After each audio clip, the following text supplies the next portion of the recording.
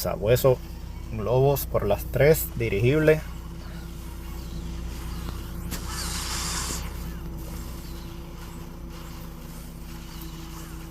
Llega el dirigible, no sale castillo rival, pero llegó bien cómodo. Creo que solamente una titánide me podía hacer daño a ese dirigible si salía. De lo contrario, el otro castillo creo que no. Igual hacía el daño. Reina por las 3, con títeres, curanderas. Super rompemuro, golem de hielo.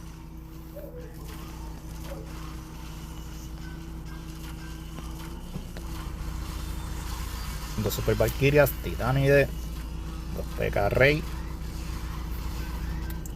Rompe el infernal único, brujas por las 6.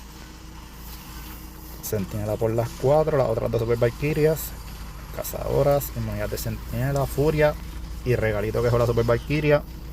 Luchadora por las 6, le pega a la infernal en único y la elimina. Congelo ahí la artillería.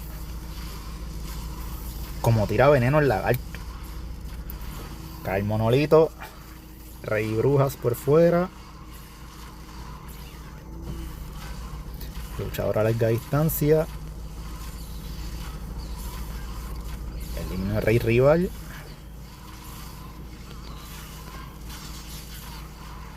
Pierde un P.K. Eliminó catapulta. Luchadora que le pega a la otra infernal. La elimina. Reina que elimina a torre arquera múltiple. Viene la luchadora. El rey. Manifestación de Laris. Pierde la luchadora. Super Valkyrias también.